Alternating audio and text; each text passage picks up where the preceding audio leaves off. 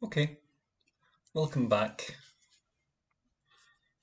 to another live streaming of my art practice, my studio practice. So today we have a reasonable amount to do with the Quetzal picture that I'm working on. So let's kind of summarize what we've done so far.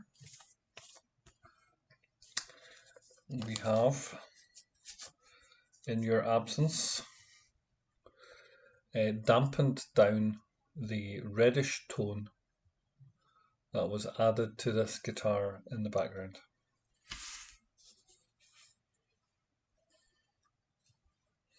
This area here was painted black using brown and blue. So we used raw umber and French ultramarine blue to make a black. And the reason we did that was because this black here was straight out of the tube as carbon black. We can compare these side by side. Some people say that the black straight out of the tube is duller and there is more life, vibrancy, depth, variety. I don't know. Just that if you make your own black from brown and blue, that it's better. Now I can see reasons why a black which is reputed to be dull and lifeless would actually be useful. Because if I'm going to make this bird as vibrant as I can with really strong high chroma colours, then the greatest contrast that I can hope to achieve with a black would be a really dull and lifeless black, as opposed to a black which is presumed to be one that has, greater depth and variety. For me, they're pretty much of a muchness, looking at them side by side. I can see a little bit of difference. However, when this paint was put on, I put this on rather sparingly, and this one I put on just a little bit more generously. I don't know, it's fairly hard to tell.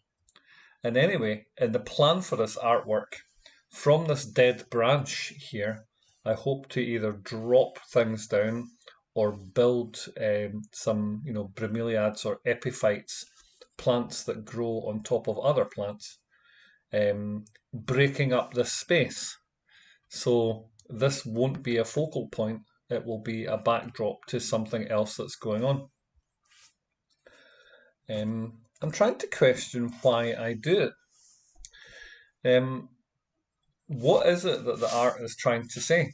So apart from me exploring my imagination and my dream world and my, inner life, there does seem to be a conflict between, the man-made shape and the organic shape. So there does seem to be a contrast between, let's say, the man-made form of the guitar and, let's say, the organic shape of the tree or the branch. The organic shape of the foliage versus the man-made shape of the palette. Again, the foliage here against the... It's a poor illustration, but it is meant to be a man-made shape, but also it's a man-made shape that's been altered by my imagination, my unconscious, and my dream world. The organic shape of the Quetzal versus the man-made guitar headstock, or this mathematical circular shape, which is a logical construct, as is the chessboard.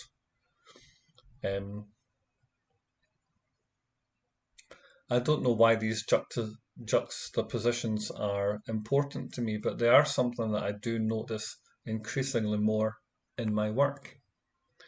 People, artists, have to have an artistic statement and say why I do what I do. And sometimes I just wonder if we're, over egging that pudding, or, we're just thinking too much, too deeply into it. Why can't we just create art because, we like making art or painting just purely for the joy of painting and the sensation that being engaged in a creative process rewards us. It rewards our mind and it rewards our soul a little bit, in that we are, rewarded by the experience of having created something. In fact, creativity, in some sense, is its own reward. So what am I looking at today? Well, the branch. The separation between the bark and the peeled and exposed pith, would that be the right word? The core of the tree. I want to lighten this up a little bit. If we look at the feet here, by creating the headstock here, we have revealed the shape of the feet. And I have questioned before whether or not this bird, being a perching bird, has 3 toes forward and 1 back, or like a parrot or a woodpecker, it's 2 and 2. But for the sake of this art, I am more rewarded by seeing, 3 toes down and 1 behind. The shape is not convincing. So the detail of the headstock has thrown into relief the absence of sufficient detail in the feet. So I want to do that as well. Let me recap. The lightening of the tones within the tree. The feet here. This space here has now become problematic, and this area here is now dry enough for me to pick up. I was leaving these spaces so that I could handle the piece and move it about. But now I feel that this wheat field should actually continue down and come down into this space here. And that's probably it. I don't want to have too many great ambitions for the bird at all. I don't want to be too I want it to try and be manageable today. So, a word about bird feet, and I haven't drawn these in years, whereas as a younger person I used to draw them all the time.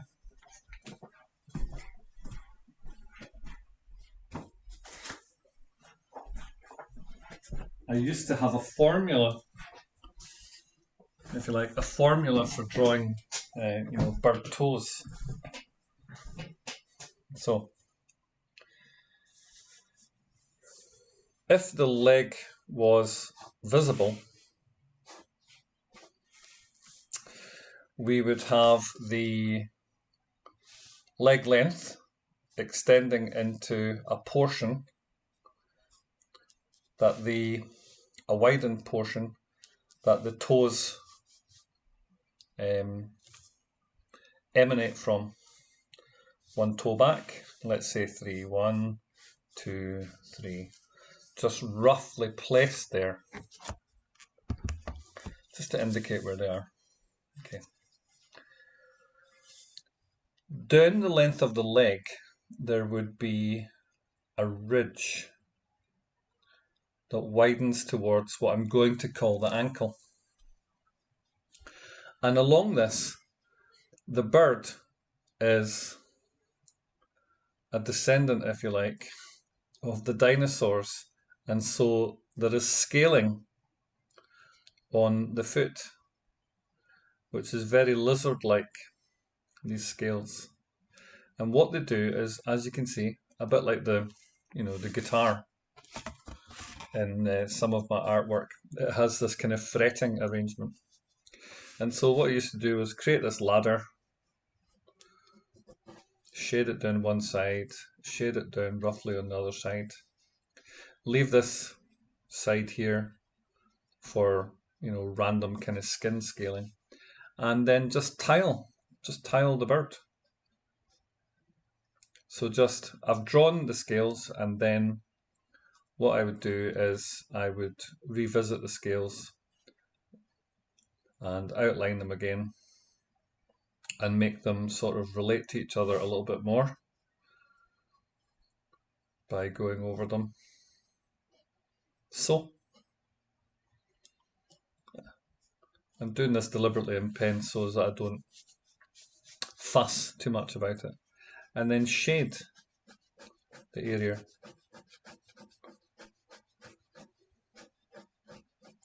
Leaving a kind of highlight down the center here.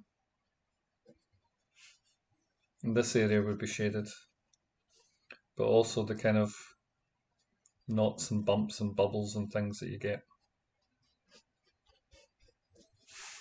Similarly onto the toes. The toes end in a sort of pad, and they always have this kind of hooked nail, like so. And again, the kind of scaling would continue down here, and then onto the toes. Once again, we would have the kind of scale pattern on the toes, which would narrow, or should I say increase in frequency towards the toenail and connect up, somehow get lost in here.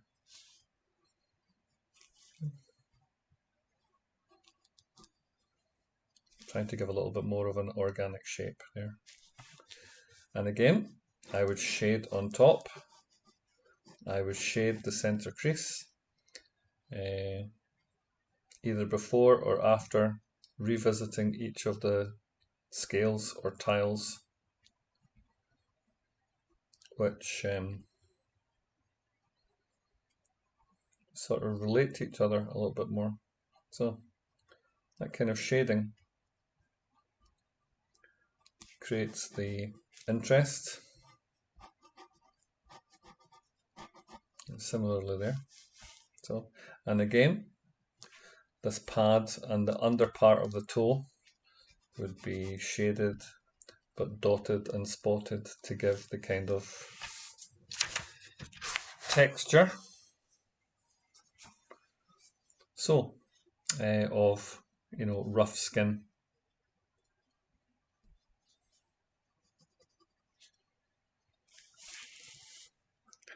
The nail, I would shade the underside of the nail, darkening to a point,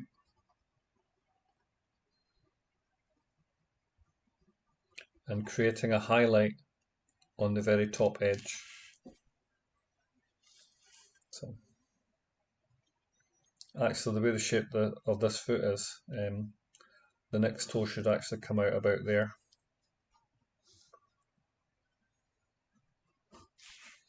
And the next one probably there. And this are two kind of splayed.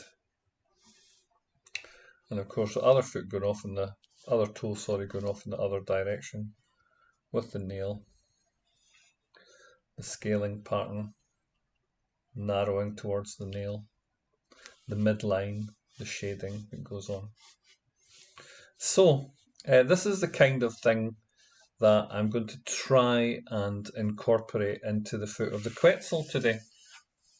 And if you're bird watching anytime soon, have a look, see if you can see the scaling that I refer to.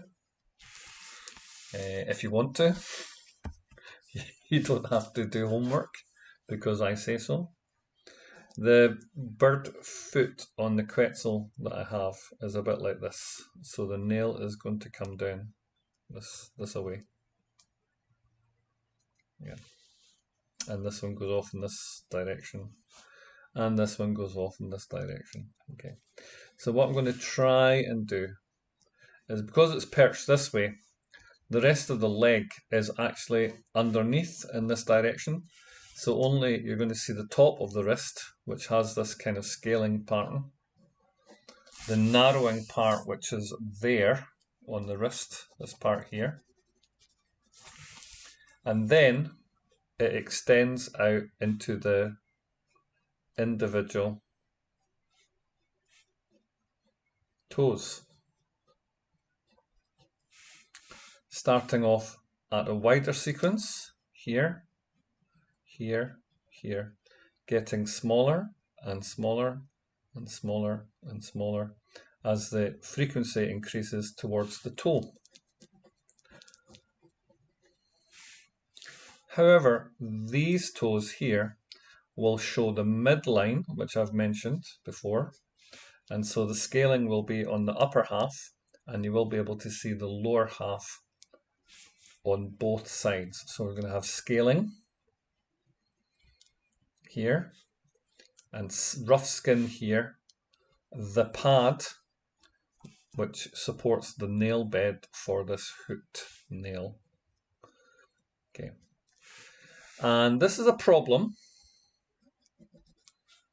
It widens like web toes there where it connects.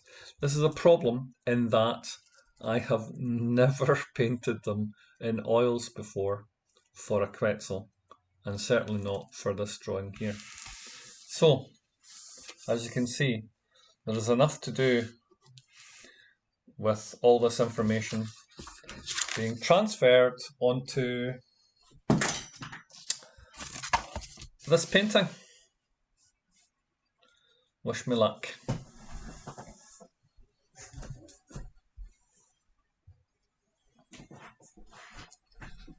And also, I wish to relax while doing it, so here is a beer. It's an oatmeal stout that I have made. Ooh, and it's lovely, and it will keep me company during this painting process. This area here, the central belt of the painting, is the part that's of interest, and depending on how well we go, I may or may not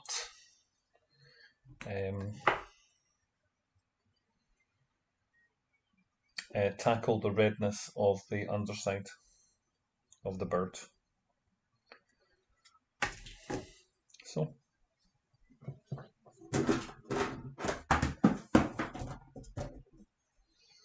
I need some more linseed oil,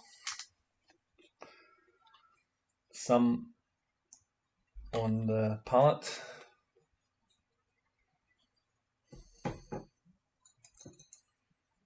and very little in the jar. So here we go.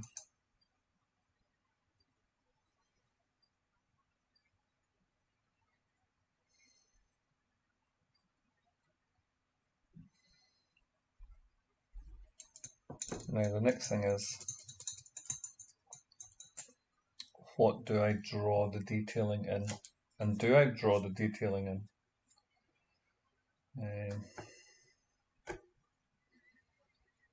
I've got some olive green off camera.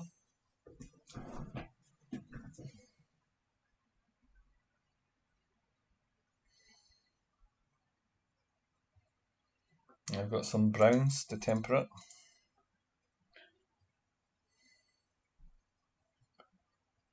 Some kind of dirty colours. So green, this olive green mix that I've got should actually help.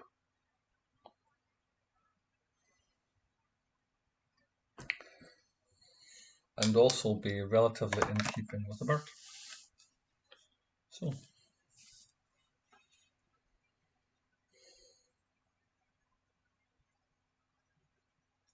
the wrist is up there.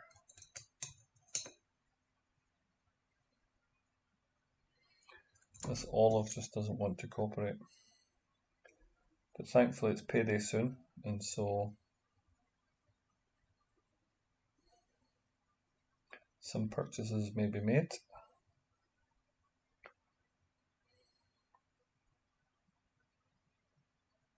Okay.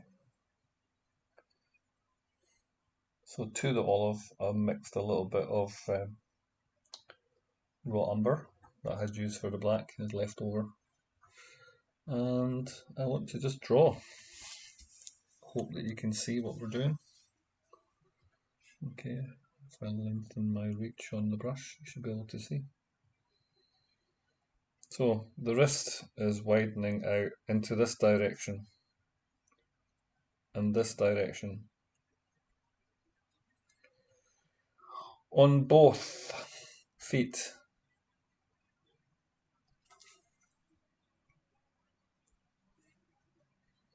And so the angle will change slightly there because of the angle of the foot in relation to the headstock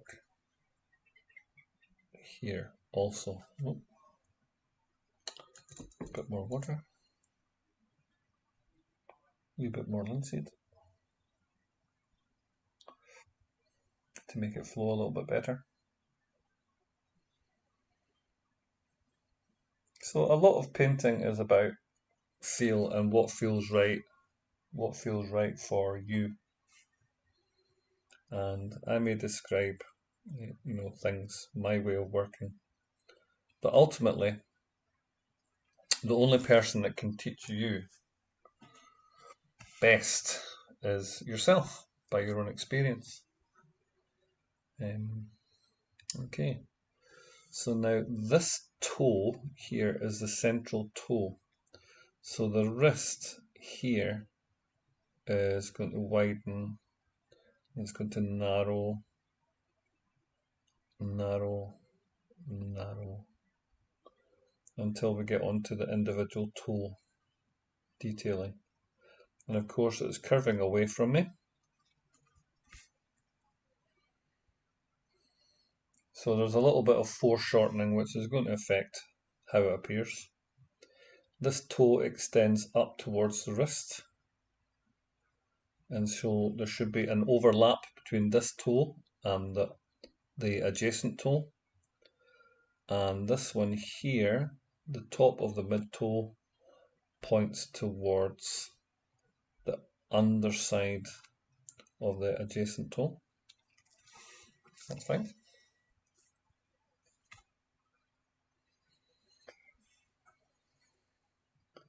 I'm going to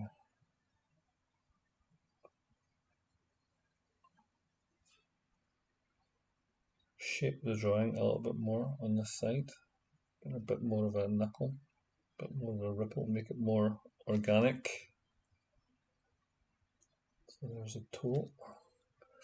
And so we have the top half of the toe where the scaling will be. So scaling on top, so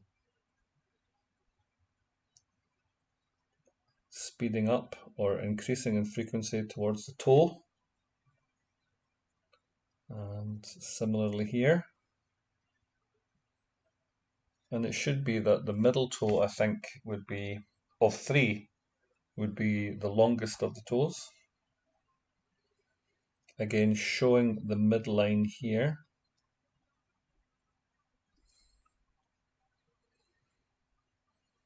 And the tiling of the scales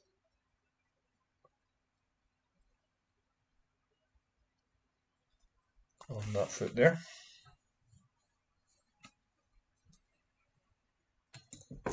And in terms of workload,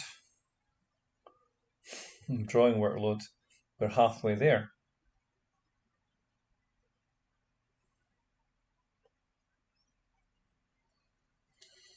In terms of rendering, that's another story. So there's the toe extending towards the wrist. We have the scaling on the wrist, narrowing towards the toe itself, the central toe, and accelerating or increasing in frequency towards the toenail. That's how I do it. You may find your own schematic or rubric, which means your own kind of version of reality and how you can make it work.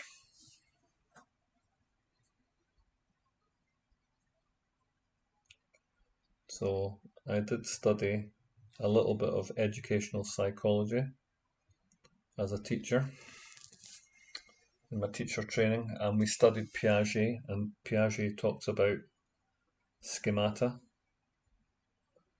So basically, we learn to find rules that, simplified versions of our reality,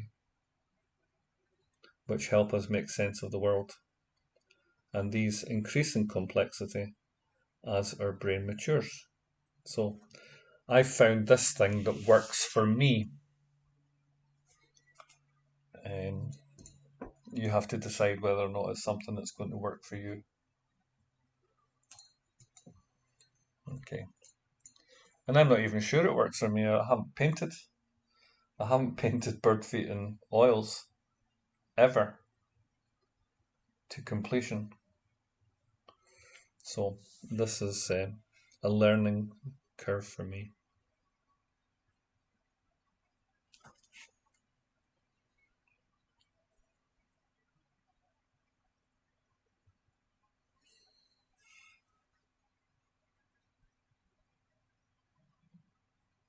Oh, wow, made that juicy.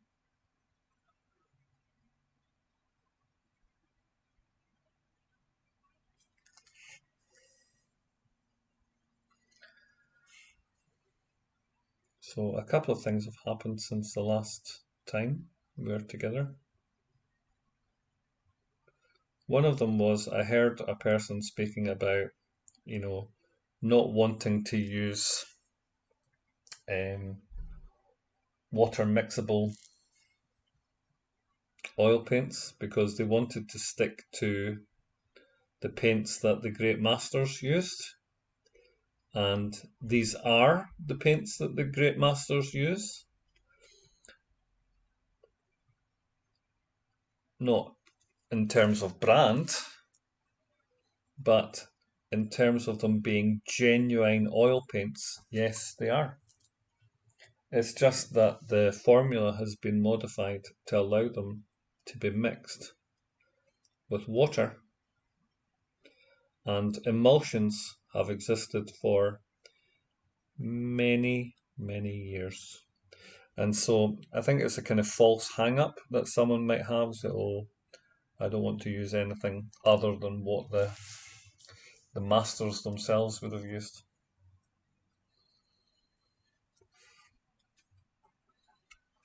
But it was interesting to hear that comment being expressed. So here we go. There. I feel in this example here that I've done that the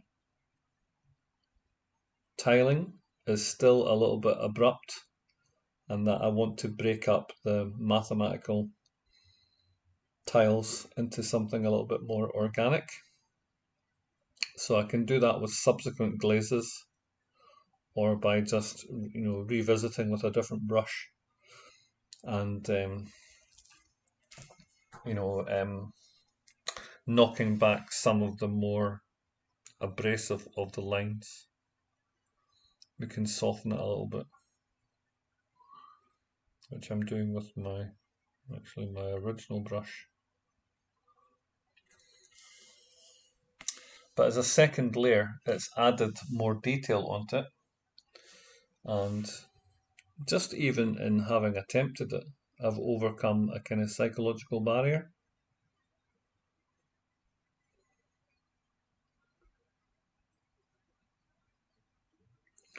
I'm lucky to have my live streaming because it kind of forces me to share and to engage, whereas the temptation would be just to not do anything at all. And I experience a lot of tension in my body, and I wonder about this, why I have all these tensions and cramps and things. And for me, there's an element of where the tension is between the desire to do something and the disbelief that you have the energy actually to physically accomplish it. And so a battle goes on between the desire to achieve something and belief that it is actually doable or is actually achievable. And so you end up in this horrible moment of stasis where you don't actually do anything at all. You're just held in limbo. And it is a horrible, it just feels like cramp, tension. But of course, if you're not active, I've added a little bit more umber to the yellow to create a kind of dulled colour, nudging green.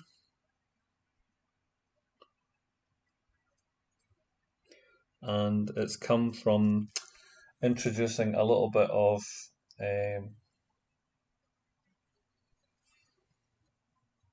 raw umber into the yellow mix, and the yellow that I'm using is cadmium yellow light.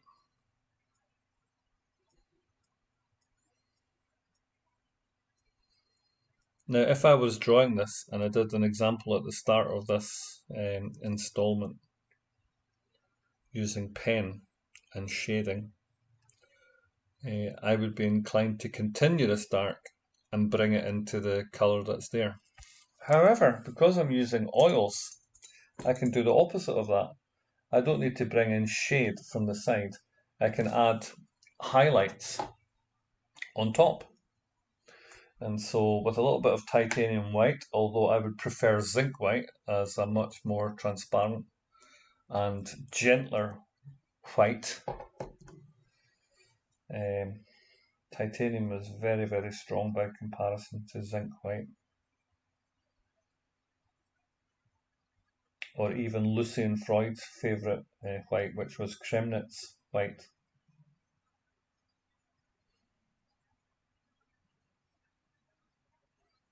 So instead of darkening the sides to make a highlight, I can actually go in with a lightened version and just put some striations, some little marks and things, some little indications, which help give, oh wow, which give a little bit of sheen down the centre line and also help to give form. Having said that, if I make this as schemata or a kind of rubric or rule for painting, then other people who, you never know, in the future might say, oh right, we're going to learn to paint in the style of this artist. What he did was, well, you can say, yeah, well, this is the way I did my bird toes. And other people can copy that and do it in a similar style. So I think what I'll do is I will reveal that this month is April, and these are probably scheduled to go out, become public in June, I think. So I'm 2 months ahead of myself. I think what I'll do is I will announce right now that I am going to be briefly studying how to paint in the style of Henri Rousseau, because my painting and his painting relate to each other in that we create jungles of the mind, yes, kind of psychological jungles. And a jungle doesn't necessarily need to be just, those kind of plants and things that exist in a jungle. They can be the complexity of objects on a surface. So it could just be the complexity of thought is a jungle, in the same way that some people say urban jungle or some other kind of jungle. Okay. But it can't be this artist unless there is some kind of sgraffito. And so that's what I'm going to do. I'm going to try and modify the work by these kind of striations and marks. And I think I need these textures to supply the want or deficiency in sight. So whereas I may not be able to see a detail specifically, I can actually feel the detail in the paint. No, I'm not going blind, but sometimes some things are difficult to see. Okay, I think I have ruined the mathematical repetitiveness of that enough to suggest that it's an organic form. And I am fairly pleased. And since I've got these colours, I've just noticed that the beak is the same family of colour and needs a lightening. But also I've decided to do something with the beak just recently. So what I need to do just now is prepare for that happening, which is the beak is actually going to hold something now. But this is just an idea that I've had the last little while. So in with the umber.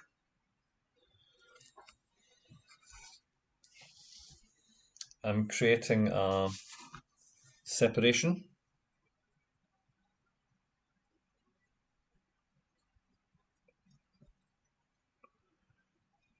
And I want it to bend in that way in a certain direction. Okay, yep, there it is. And if I go in with a whiter or lighter version of that yellow, I can create a highlight on the beak.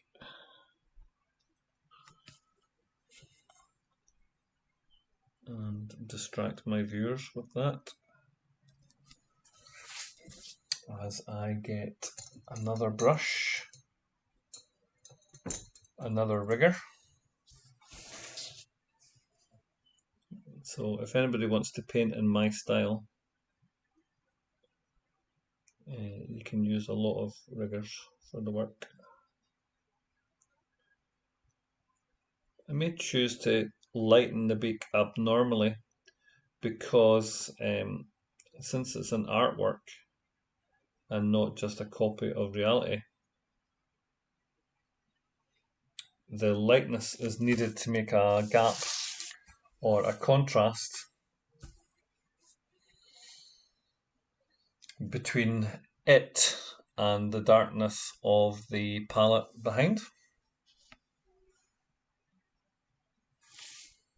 I think we need to go in with more dark to show that the opening there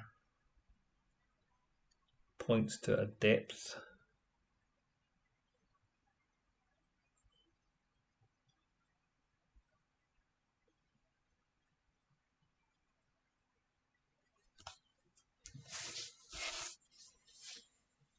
I'm planning on giving the bird something to hold in its mouth. So we are in the colour vicinity of the colour that I'm looking for the lightened area inside the bark. And is that light enough?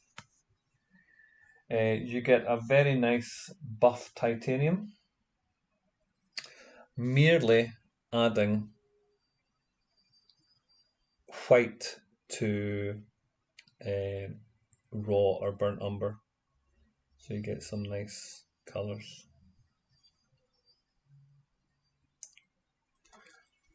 But here I've got white, some of the yellow, which is cadmium yellow light.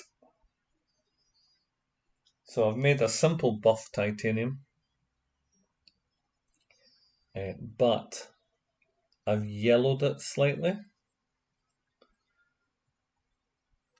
because that seemed to match what was going on in my mind's eye.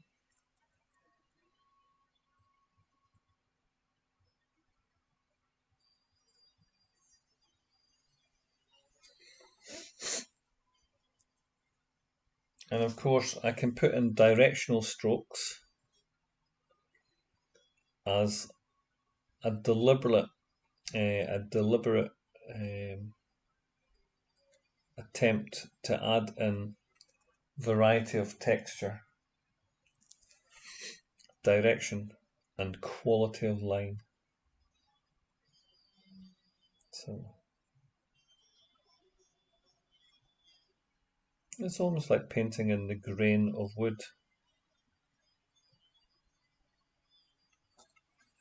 But I did want something to lighten that area also because there was a darkness to it which was just too dark, and the gap between the outward bark of the tree,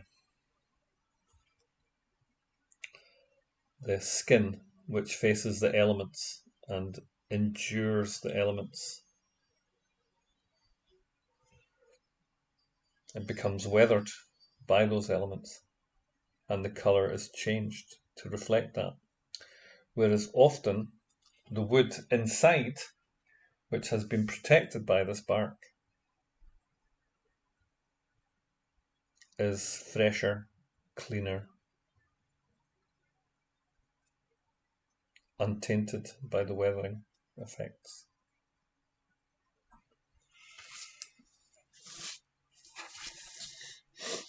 And so I feel that it is time for a beer.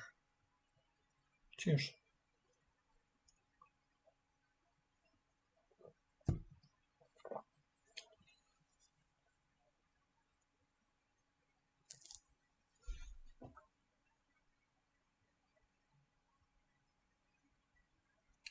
This is recorded on my daughter's 21st birthday, and so we are celebrating.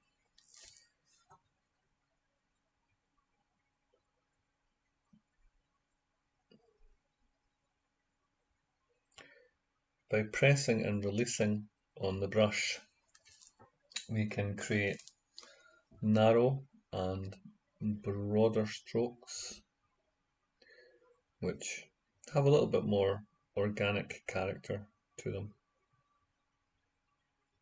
than just drawing a straight line like that or a striated line. So we can let the brushes work for us in that respect.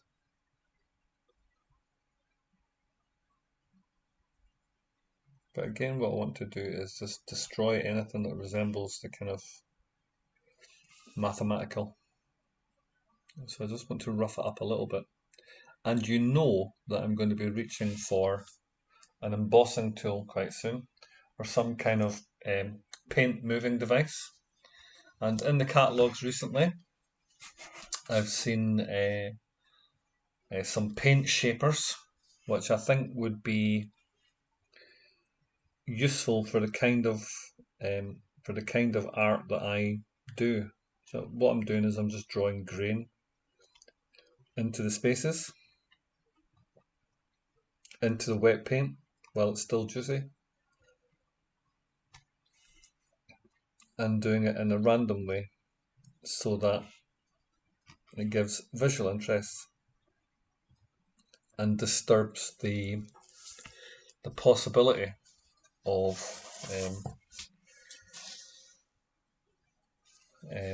that kind of mathematical regularity. But also, I've never done this before.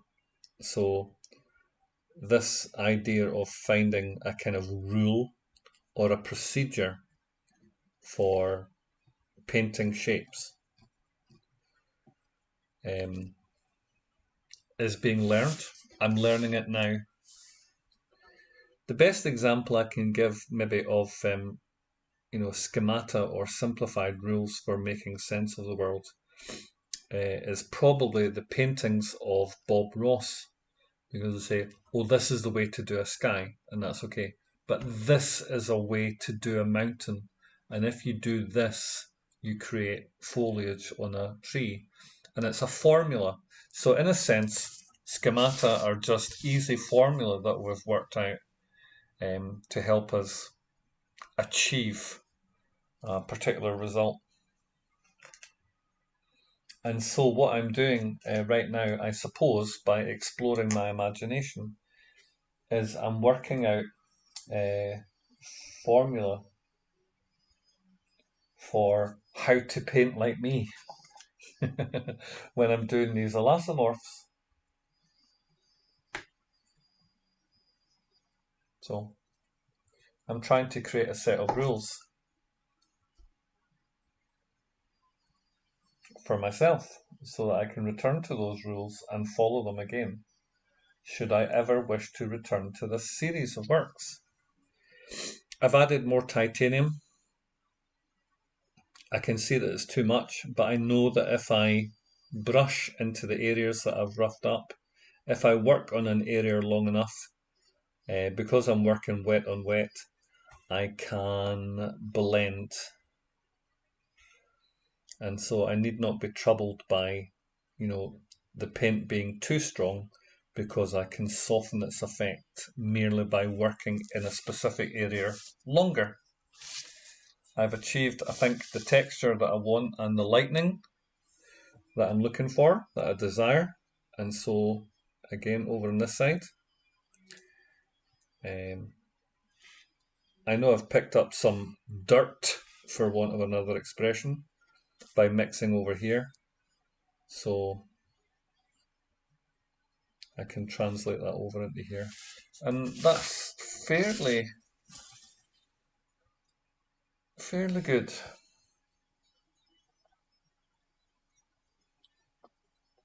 I want to darken my umber, and I want to create a split in here, but I don't know if I can do it without. So I want to create a dark knot. But how do I get dark enough to achieve this? So into my black mix, or blacker mix, but nudging towards the umber rather than the French ultramarine. So it's more brown than black. Pressing a little bit stronger there to widen the line, and then releasing the pressure to give a tear or a break in the wood.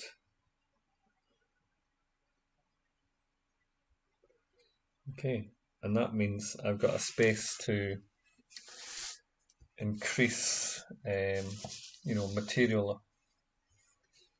I can put in, things like mosses, or things can grow out of those cracks. A smaller space, but I'm putting in more cracks there.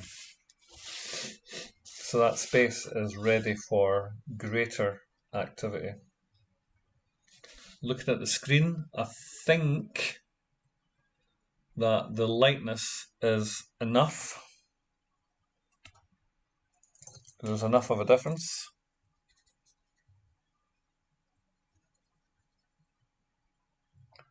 And that's probably where we end this particular session. The black is dry, and so what I wanted to do was to use a white pencil. So I used Faber-Castell coloured polychromos pencils to try and only draw white. and I found that that wasn't successful even on a dry surface. And then I tried a white pastel pencil from Derbent. I think it was a colour soft pencil, and I wasn't satisfied with that either. I've seen artists online using white charcoal pencils to draw on it, and so they can paint, and the charcoal is easily removed as the paint layers, whether it's acrylic or oil, cover them up, obscure them, or obfuscate them. But I've noticed that if I just draw the pattern with graphite, a light drawing of graphite, the shine of it is enough for me to be able to detect where I want my white to be. And the graphite, which typically resists oil, is not so much that there is a problem with the oil adhering. So what I'm going to do is I'm going to play with the frequency. You can see that these rectangles are longer than these. So while it's a flat design, it does give the illusion of distance and depth even while it's flat. No shading. And so with here, if I bend the angle and I play with the frequency of the tiling, I can get a kind of bending, scooping effect, which plays with the mathematical form, but it's kind of bent into a more organic shape. And so I do more of what I tried to do, which is this kind of interplay between organic form and man-made form. Now that I'm aware of that idea, I will try and exploit it more in my artwork, and I'll try and find greater ways to exploit it. So that's the end of this session. Thank you for joining me. I hope it's been useful to you. I hope you found something that's of interest. And if nothing else, I hope it inspires you towards creativity wherever you may be. Thanks for viewing again, and see you in the next one. Bye-bye.